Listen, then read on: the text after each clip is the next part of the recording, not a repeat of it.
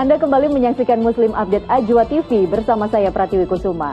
Dan sebelum kita masuk ke informasi selanjutnya, saya akan sapa terlebih dahulu Ustaz Muhammad Arifin yang sudah bergabung bersama kami. Assalamualaikum warahmatullahi wabarakatuh. Ustaz Arifin, apa kabarnya hari ini? Waalaikumsalam warahmatullahi wabarakatuh. Alhamdulillah, baik Mbak Pratiwi. Alhamdulillah. Ustaz, seperti biasa kita akan mendengarkan tausiah dari Ustaz, namun sebelumnya kita akan simak informasi yang berikut ini.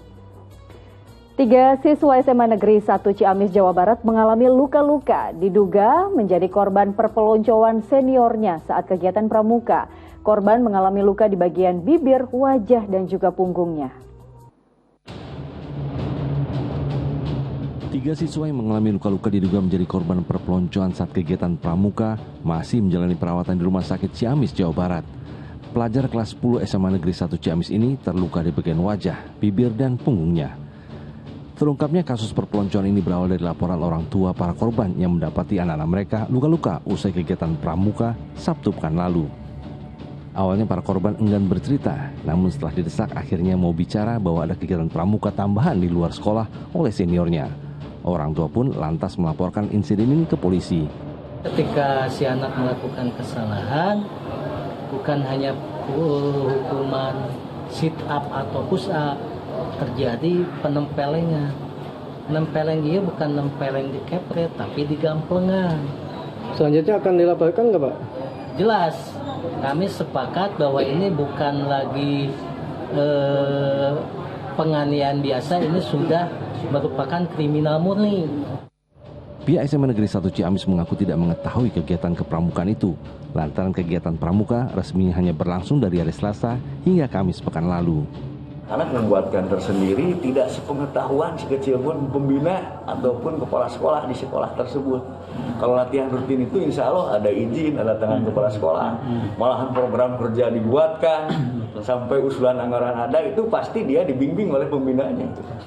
Kegiatan ekstrakurikuler kepramukaan itu diikuti oleh 65 siswa, namun hanya 3 siswa yang terluka dan dirawat tim medis. Eko Setiabudi melaporkan dari Ciamis, Jawa Barat.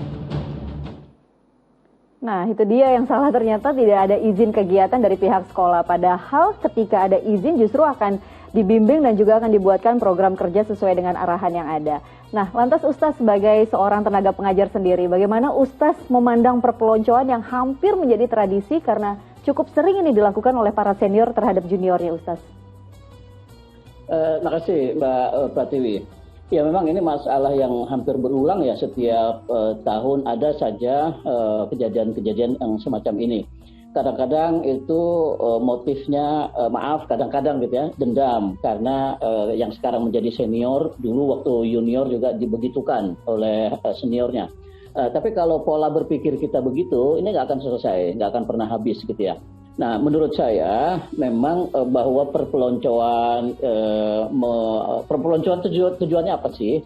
Perpeloncoan itu kan tujuannya untuk menyiapkan, mengkondisikan peserta didik baru di suasana sekolah yang mereka, lingkungan yang baru itu. Nah, tentu tidak dengan cara-cara keras ya. Kita perpeloncoan itu dengan mengenalkan lingkungan, mengenalkan kakak senior, mengenalkan guru, termasuk disiplin, aturan-aturan yang berlaku di tempat itu sejauh itu yang dilakukan itu sangat bagus sebetulnya. Dimanapun ada pekan perkenalan, termasuk di pesantren, di sekolah apapun ada pekan perkenalan. Tapi ketika itu kemudian dimanfaatkan oleh sebagian orang atau katakanlah dalam kasus ini oleh kakak senior untuk balas dendam terhadap apa yang dulu mungkin mereka rasakan dari senior mereka. Nah, ini yang saya kira perlu kita koreksi gitu. Kita tutuplah sampai di sini, jangan sampai ada lagi tindakan-tindakan semacam ini kepada junior, apalagi tadi jelas sekali tidak ada izin dari pihak sekolah. Nah, bahwa sekali lagi bahwa mengenalkan lingkungan baru kepada peserta didik baru, kakak kelas kemudian bertanggung jawab untuk mengenalkan itu, bagaimana sih kebiasaan yang dilakukan di sekolah itu, di pesantren itu semuanya dalam kerangka pendidikan bagus sekali. Karena tentu kakak-kakak kelas punya pengalaman lebih banyak, sudah merasakan asam garamnya manis pahitnya di sekolah itu, termasuk dalam kegiatan pramuka yang spesifik ini, itu sekali lagi sangat baik, sehingga anak-anak yang baru itu tahu harus berbuat apa yang boleh dan apa yang tidak boleh. Tapi jangan kita gunakan kesempatan itu untuk berbuat sesuatu yang merugikan adik kelas kita.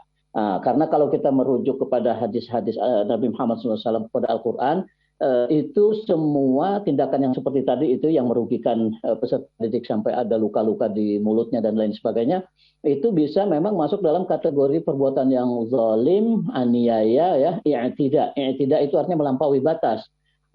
Di mana letak melampaui batasnya? Yaitu tadi yang seharusnya hanya sebatas mengenalkan lingkungan baru, do's and don'ts, yang boleh dan yang tidak boleh, ini sampai pada tindakan menghukum dengan cara-cara kekerasan, bahkan tanpa diketahui oleh pihak sekolah sebagai lembaga yang resmi.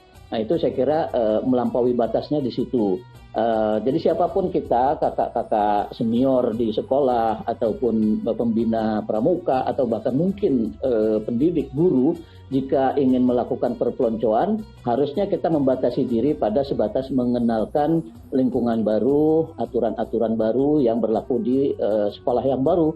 Tidak lebih dari itu, saya kira. Karena siapapun orangnya, kalau sudah melakukan tindakan yang melampaui batas, oleh agama ya dianggap sebagai orang yang bersalah dan harus menerima sanksinya.